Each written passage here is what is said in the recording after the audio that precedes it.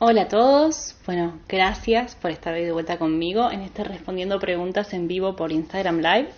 Les cuento que tenemos 3 preguntas súper interesantes hoy y también les cuento que hoy es el último domingo a las 15 horas que voy a estar respondiendo preguntas por Instagram Live. Voy a seguir respondiendo preguntas, pero me voy a mudar de horario a los miércoles a las 18 horas. Después les voy a decir cuál va a ser el primer miércoles, porque el miércoles que viene tenemos una novedad especial. El miércoles que viene a las 18 horas voy a estar entrevistando en vivo a Roberto Liaskowski, que es un instructor de método Feldenkrais, que además es fisioterapeuta, que además, si no me equivoco, es profesor de yoga.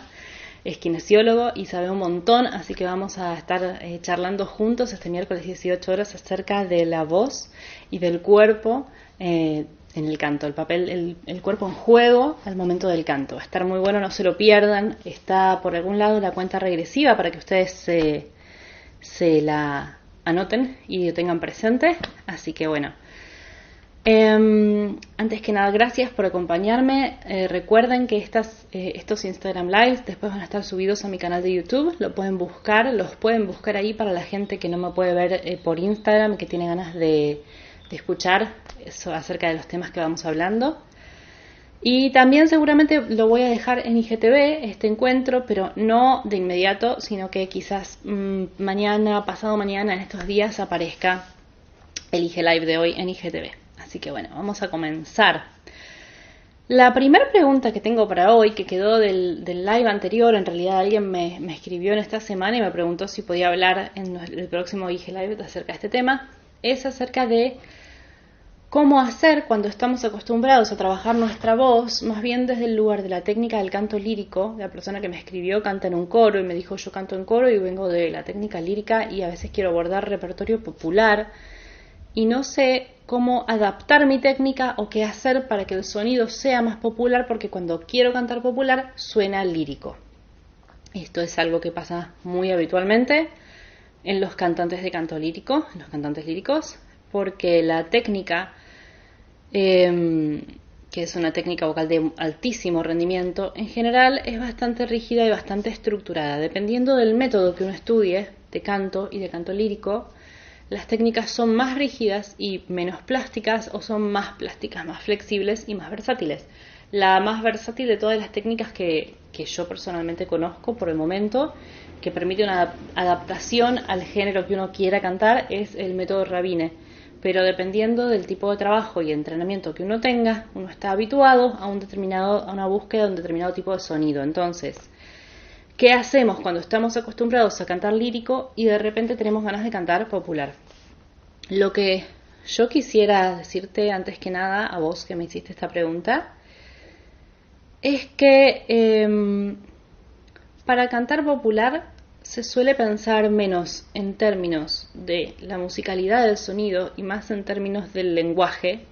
Entonces nosotros podemos tener 2 prioridades al momento de cantar. Por supuesto que estas prioridades no siempre las tenemos claras, pero podemos poner el acento en 2 lugares fundamentalmente: en la calidad del sonido de nuestra voz y en la inteligibilidad del texto, es decir, cuánto se entiende lo que decimos. Por eso se dice que los cantantes populares buscan un canto más hablado, porque la base articulatoria del canto popular en general tiende a priorizar la comunicación verbal, es decir, el habla y el idioma y el texto que estamos diciendo. Entonces, si vos sos cantante lírico, estás acostumbrado justamente a lo otro, a priorizar el color del sonido, a priorizar el rendimiento vocal, y probablemente te pueda servir pensar al cantar popular en que vos tenés un idioma que hablas naturalmente.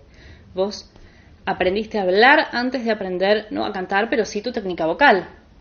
Entonces, si tratás de buscar una sonoridad quizás menos, ¿cómo decirlo?, menos ideal, pero acercándote a lo que sería la idealidad de la comunicación, es decir, la idealidad del cómo pronunciás, del cómo el otro te entiende, a la idealidad del cómo hablas para transmitir tus sensaciones y tus emociones, te vas a encontrar con que se da un proceso que a veces se percibe como un proceso de desembellecimiento de la voz, dependiendo de cuánto estemos acostumbrados a asociar al sonido del canto lírico con un sonido bello, pero en general los cantantes líricos tienden hacia esta búsqueda en donde el sonido va apareciendo uno lo va percibiendo como cada vez más bello. Entonces a veces el camino de vuelta al canto más hablado puede parecer un camino de desembellecimiento de la voz. No siempre pasa, pero a veces se percibe así.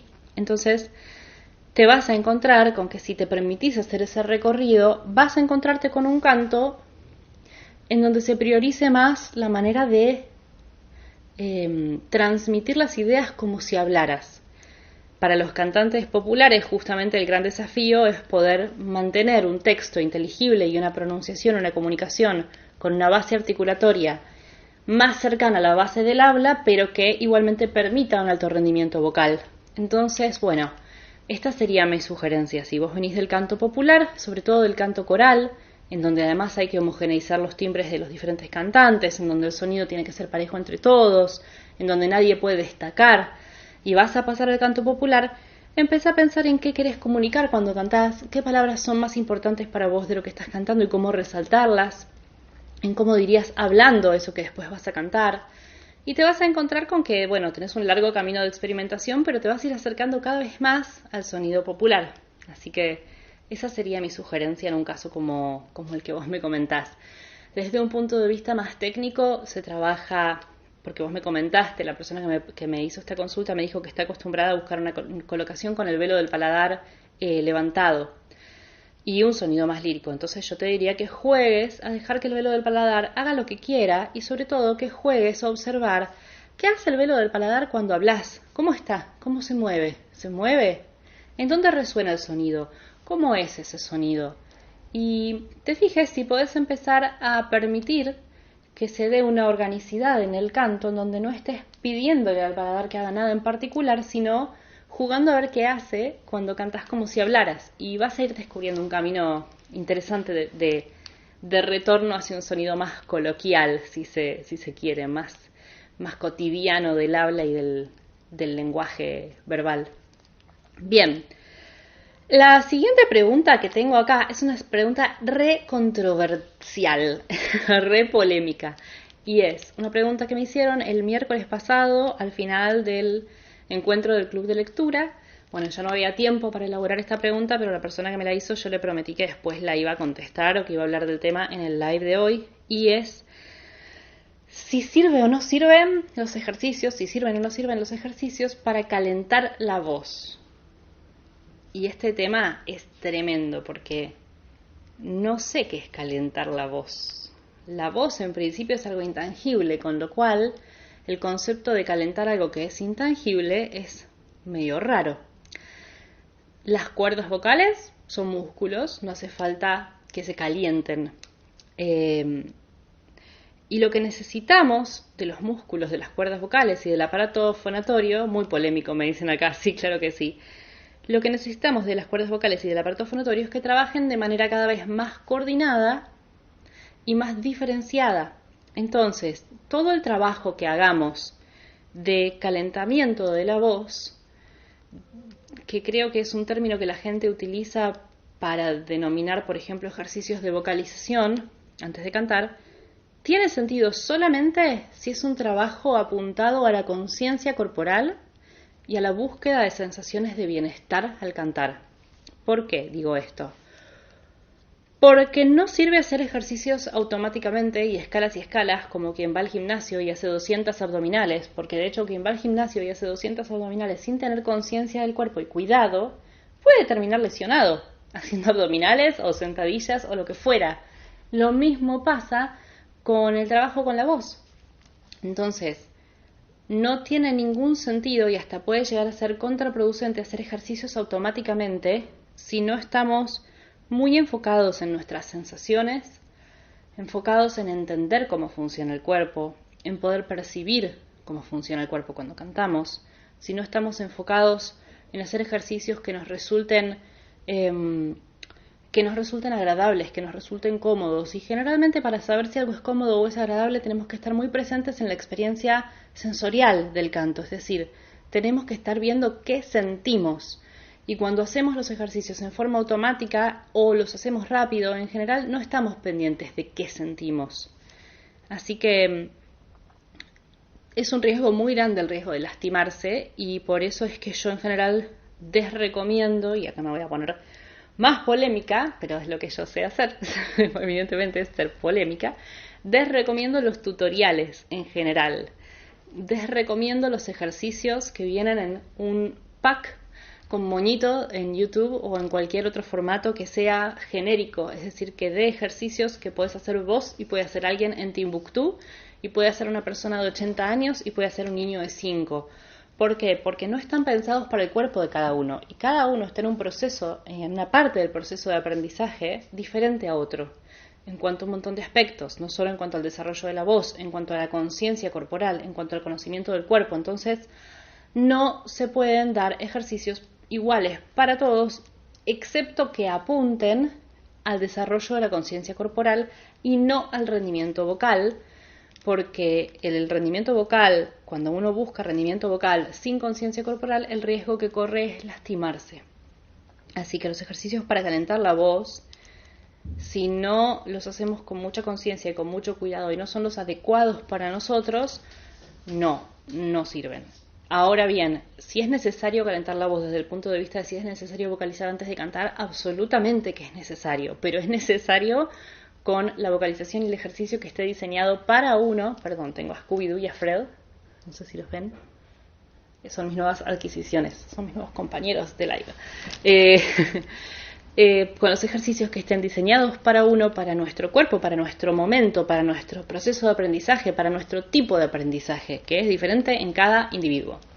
Así que bueno, esa sería mi respuesta. Ustedes pueden ver en mi canal de YouTube, que esto también va a ser extraño, pero pueden ver en mi canal de YouTube que hay una lista de reproducción que se llama El Antitutorial y se llama A Experimentar. Son justamente algunos videos que fui grabando para ir acompañando a quien tenga ganas de verlos en un proceso de experimentación con el propio cuerpo que no dependa de nada más que de la propia sensorialidad, es decir, en donde ustedes puedan percibir en sus propios cuerpos qué les hace bien y qué no. Pero yo no les digo qué tienen que hacer, así que solamente los acompaño en esa búsqueda y en ese proceso exploratorio. Bueno, por último tengo, y antes de responder la última pregunta les voy a decir algo, pero por último tengo una última pregunta que alguien me hizo hace muy poquito, hace 2 días, que es si hacer vocal chops es igual que hacer melismas, riffs o runs. Ahora voy a entrar en este tema porque los vocal chops eran algo, creo que son algo bastante novedoso y desconocido en general como terminología del canto, pero tiene una razón por la cual es así. Pero antes les quiero decir algo muy importante, que es que hoy estoy dedicando específicamente los últimos 5 minutos de la transmisión en vivo para preguntas que tengan ganas de hacerme, así que vayan pensando qué preguntas me quieren hacer, porque la idea es poder interactuar un poquito más con ustedes y responderles lo que se les vaya ocurriendo que quieren preguntarme hoy. Con respecto al tema de los vocal chops, no, hacer vocal chops no es lo mismo que hacer melismas, ni es lo mismo que hacer riffs o runs. ¿Por qué? Porque los vocal chops son un proceso que al que se somete al sonido de nuestra voz electrónicamente. Es decir, el cantante no hace los vocal chops, esto es hasta donde yo lo entiendo. Si alguien sabe más del tema, la verdad es que yo no soy experta en el tema, porque los vocal chops se usan en general en el reggaetón, en el trap y en géneros musicales de los cuales yo sé poco. La verdad es que sé poco. Pero sí, hasta donde yo pude investigar, son procesos a los que se somete al sonido de nuestra voz electrónicamente. Es decir, después en el estudio de grabación nosotros cantamos una nota y esa nota se modifica electrónicamente para o bien producir un glissando, o bien producir un melisma, o bien producir una apoyatura, o bien producir un trino que tenga como objetivo enriquecer la melodía, enriquecer el sonido de lo que estamos cantando, haciendo de cuenta que la voz es un instrumento musical más de alguna manera, o por lo menos así se describe normalmente en los sitios que explican qué es hacer chops vocales. Sí, los vocal chops, como son muy propios de este tipo de música, entonces en realidad no son términos que estén, acá alguien me está diciendo no sabía ni qué era chop, no son términos que se utilizan hace mucho tiempo, porque melismas es una palabra que podemos encontrar en la terminología vocal de la música árabe del siglo XIX, pero los vocal chops son mucho más recientes. Entonces, es muy importante que sepamos que no es el cantante el que hace un vocal chop, sino que es la máquina la que hace eso después cuando edita el sonido de nuestras voces, y en general se hace sobre notas que son más lineales y más estables y se modifican digitalmente para que pierdan esa linealidad. pero los melismas sí son ornamentos vocales, igual que las apoyaturas, igual que los trinos, igual que los riffs, igual que los runs, igual que el twang, de los cuales hablé en otros lives, así que lo pueden ir a buscar en otros lives. Acá alguien, bueno, para empezar abro el espacio para preguntas, así que les leo. Acá alguien escribió: estaría divertido una charla sobre postproducción. Estaría divertido una charla sobre postproducción, pero también podría ser bastante polémica porque el punto de vista de las diferentes personas, digamos, de los diferentes roles en relación a la postproducción varía. No es lo mismo lo que va a opinar un profesor de canto que un vocal coach, y no es lo mismo lo que va a opinar un técnico en sonido, un ingeniero en sonido, que un productor. En general, por ejemplo, el vocal coach, el productor, no tiene la misma búsqueda en cuanto a lo que pasa cuando se trabaja la voz del cantante. Pero sí, podría ser interesante. Bien, a ver si aparecen más preguntas. Bueno, mientras tanto yo les recuerdo que tenemos este miércoles a las 18 horas una súper entrevista que no se la pueden perder, de verdad. No solo no se la pierdan, sino que recomiéndenla, y lo digo con absoluta humildad porque no me van a estar entrevistando a mí, sino que voy a estar entrevistando yo a alguien que creo que es muy sabio y un maestro, que es Roberto Liaskowski. Es profesor, instructor de Feldenkrais, es kinesiólogo y fisioterapeuta, y creo que también es profesor de yoga, y además es clarinetista y otras cosas. Vamos a hablar acerca del papel del cuerpo en juego al momento de cantar, así que va a ser, calculo que van a ser 40 minutos, una hora, muy lindos, en donde también van a tener espacios para hacer preguntas, pero les recomiendo que se lo agenden y que no se lo vayan a perder, porque es una persona que sabe muchísimo y normalmente no tenemos la oportunidad de compartir todo lo que sabe. Así que bueno, no se lo pierdan. Y también recuerden que para la gente que no tiene Instagram pueden ver todos los lives que yo voy haciendo en mi canal de YouTube, así que los pueden buscar ahí. A ver, acá aparece una pregunta. Dice: si el calentamiento no es muy adecuado, ¿qué hacer antes de comenzar a cantar? Bueno, yo te recomiendo que busques quien pueda acompañarte en el descubrir cuál es el calentamiento adecuado para tu voz, porque en realidad sí es necesario calentar la voz antes de cantar. O sea, es necesario y es muy importante. Antes de comenzar a cantar tenés que hacer un trabajo de conectarte con tus sensaciones, conectar a tu cuerpo con la posibilidad de la coordinación neuromuscular necesaria para cantar. Y además el calentamiento, lo que pasa es que la palabra calentamiento a mí creo que no ilustra lo que yo quiero decir. La vocalización anterior al momento de cantar y la vocalización a lo largo de todo el proceso de estudio de canto y de entrenamiento de la voz es esto también. Es un entrenamiento en donde los parámetros de la voz se van desarrollando, nuestra voz se va volviendo cada vez más capaz, cada vez más plástica, cada vez más potente. Entonces es necesario el espacio de vocalización. Nuestro cuerpo se vuelve más disponible, entiende cómo funcionar mejor.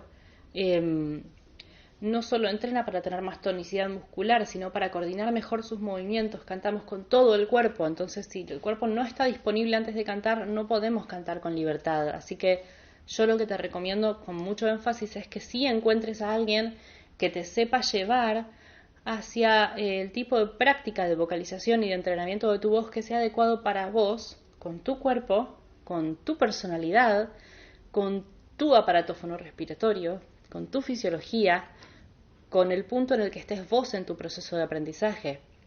Y ahí vas a encontrar a alguien que te va a ir acompañando en ejercicios y en propuestas que después sí vas a poder hacer antes de cantar, absolutamente. Esa sería mi sugerencia, mi respuesta. A ver si aparece alguna otra pregunta. En realidad el concepto de calentar la voz es lo que tenemos que empezar, me parece, como a sacudir y sacar un poco de nuestro lenguaje, porque en realidad lo pensamos porque pensamos en calentar los músculos, como que nace un precalentamiento antes de jugar un deporte, y hoy sabemos desde el punto de vista de la biomecánica y de los conocimientos que hay del cuerpo, que el tipo de calentamiento que se hacía antes de empezar a hacer un ejercicio de alto rendimiento tampoco era adecuado. En general lastimaba mucho porque uno estaba haciendo cosas para calentar o ejercicios exigentes justamente en frío. Entonces tenemos que mover un poco ese paradigma. A ver, acá alguien escribe, uy, cuántas cosas. Creo que depende de tantos factores. Creo yo que empezaría por preguntarme cómo estoy hoy y qué quiero de las canciones que voy a cantar. Sí, lo que pasa es que eso ya plantea un grado de conciencia con respecto a vos mismo, a tu voz, a tu búsqueda, a tu cuerpo, muy alto. Y también plantea que tenés que tener las herramientas para saber hacia qué lugar ir a partir de cómo estás hoy, por ejemplo. Hoy estoy así, entonces tengo que hacer esto. Y no siempre uno sabe qué tiene que hacer dependiendo de cómo está. Así que está bueno tener el acompañamiento de alguien. ¿La vocalización está bien previo al cantar? Sí, por supuesto, la vocalización está bien, pero una vez más, no como un ejercicio automatizado, rígido y estereotipado para cualquiera, sino como algo que es la vocalización que alguien te propuso a vos, dado tu momento de este aprendizaje, dadas tus características particulares, y la vocalización enfocada hacia la conciencia corporal. ¿Recomienda comenzar el estudio del canto en general desde la voz lírica? Esto para mejorar el canto popular. No, porque, a ver, yo recomiendo un entrenamiento que ayude a desarrollar los parámetros de la voz y hacia un mejoramiento general de las posibilidades de la voz y de las posibilidades de un cantante, independientemente del género que se quiera cantar. Porque hay técnicas que enseñan a cantar lírico y después inhabilitan al cantante lírico a tratar de abordar un repertorio popular. Y hay técnicas que enseñan a cantar popular, pero no le dan elementos al cantante para después acercarse al canto lírico. Y hay técnicas que ofrecen el desarrollo de una versatilidad tan grande que después no estamos pensando en qué tenemos que cantar, sino que tenemos elementos para abordar cualquier género, en el momento en el que tenemos el entrenamiento necesario para hacerlo, ¿verdad? Porque un cantante lírico es un cantante que ha desarrollado un alto rendimiento vocal, con lo cual ningún cantante en su primer año de estudio empieza cantando grandes obras líricas. Pero, por ejemplo, como les decía antes, el método de educación funcional del cantante, el método Rabine, que es un método bastante desconocido a nivel mundial todavía, pero que es muy interesante y que la gente que lo domina, la gente que ha estudiado para manejar este método es realmente muy capaz, pero muy formada, acompañan al desarrollo de la voz independientemente del género musical que se vaya a cantar después. Así que no recomiendo empezar por la voz lírica. Y si vos querés cantar popular, definitivamente, si sabés que no querés cantar lírico, sino que querés cantar popular, definitivamente te propongo que estudies con alguien que enseñe canto popular. Alguien puede enseñarte canto popular y ayudarte a desarrollar un rendimiento vocal inmenso. Y para el canto coral, ¿qué se puede hacer para calentar? Bueno, es que es lo mismo, porque no depende del género musical. Un buen maestro de canto te va a acompañar a encontrarte con tu cuerpo, con cómo funciona mejor para cantar, con las sensaciones más placenteras para cantar. Te va a enseñar a reconocer qué sensaciones son placenteras y cuáles no, qué está en juego al momento de cantar y cómo hacer para que tu voz vaya mejorando, cantes lo que sea, cantes en un coro, cantes R&B, cantes comedia musical o cantes una aria lírica. Quizás empezar a dejar de hacer diferenciación entre cantante lírico o popular. Más bien entre cantante lírico y popular no, porque la diferenciación existe y es bastante grande, pero sí dejar de hacer quizás la diferenciación entre el entrenamiento de la voz para cantar lírico y para cantar popular, porque el entrenamiento de la voz puede ser el mismo. Lo que pasa es que el cantante popular puede abordar obras populares en un segundo año de canto sin ninguna dificultad, y para poder cantar lírico hay que estudiar mucho más tiempo. El rendimiento vocal y el desarrollo de la voz al que hay que llegar es muchísimo más alto y muchísimo mayor y de muchísima más conciencia y rendimiento vocal sería. Bien, bueno, acá parece que te referías a lo mismo que yo.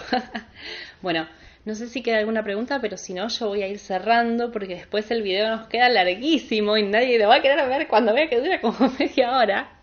Pero me alegra mucho tenerlos acá, me encanta escuchar sus preguntas y sus dudas y sus consultas. Si les quedan más preguntas, por favor, escríbanme por Instagram porque yo tomo siempre nota y después las vamos viendo en los siguientes Instagram Lives.